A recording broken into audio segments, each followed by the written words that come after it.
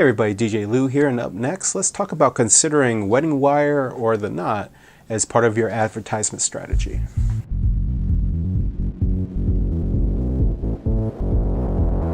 This is a topic that I want to say every few days is covered on one of the forums that are out there.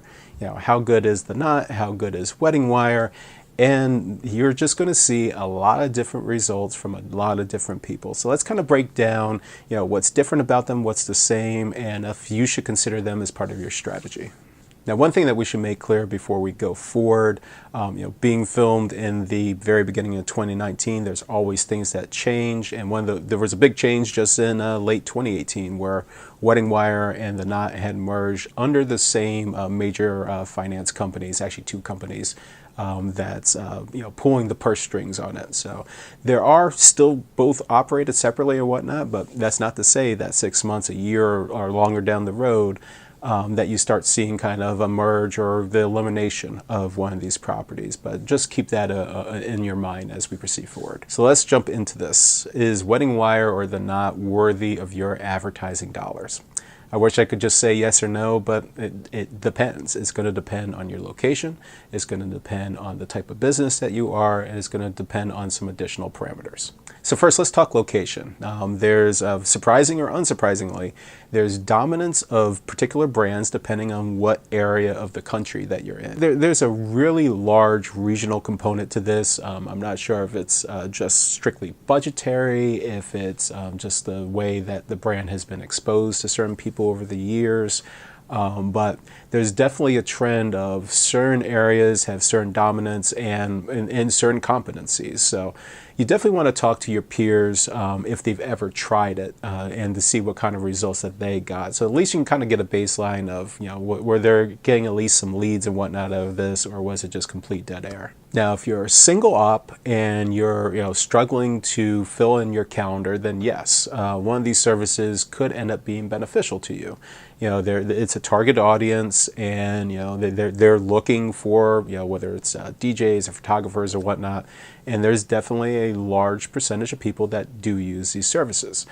All that being said, if you're within a particular price point, I noticed as I raised my prices that the quality of my leads, particularly with the knot, I never really got much success with wedding wire, but the quality of my leads with the knot was definitely diminishing over time. And it got to a point where I ended up stopping using them because they just were no longer providing me the quality that I was hoping out of the service. And the cost per lead and the cost per acquisition was definitely just getting to the point of $300-400 per, and it was just way too much for my blood. As for a multi-op, the sky's the limit on your calendar. So at this point now, it's the type of couples that are going to be interested in your service. Are you a premium service? Again, I see where there just seems to be less from the premium side. That doesn't mean that there's none. I still actually get bookings from both for my free ads from them. So there's definitely clients of value that hit there.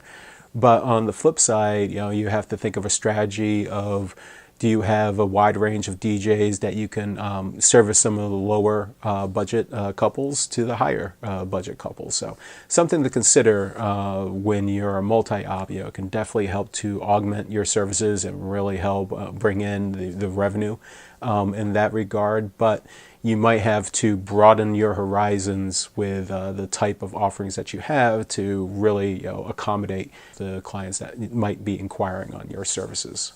Well, one thing I always recommend before you spend advertising dollars, whether it's wedding wire or not or something else, consider what you have already. Is your network really strong? You have good relationships with DJs, with venues, with photographers, with caterers.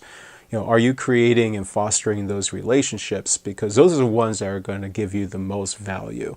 If you happen to be tapping out on that, if you're in a really competitive market and you're really needing to fill that calendar and it looks like that there aren't too many alternatives, then giving wedding wire or not, or maybe even both, could be beneficial for you. But definitely make sure that you kind of just exhaust all your options before you invest some significant money into these platforms, because the minimum timeline to have these advertisements is 1 year with wedding wire and not, You can back out of WeddingWire after 6 months. I know after absolute complete disaster of 6 months and nothing out of it, WeddingWire did refund me the remaining 6 months from it. So if you complain enough, you might also be able to do that with Knot as well.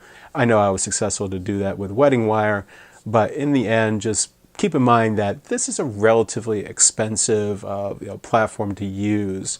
It may be beneficial in the end, but keep in mind where those dollars are being spent. Well, there's a video, and I hope you liked it, and if so, click that subscribe, hit that thumbs up, ding that notification bell, do whatever social media is telling you to do right now. If you like this video and you want to see more, check out my 4 DJs Only playlist.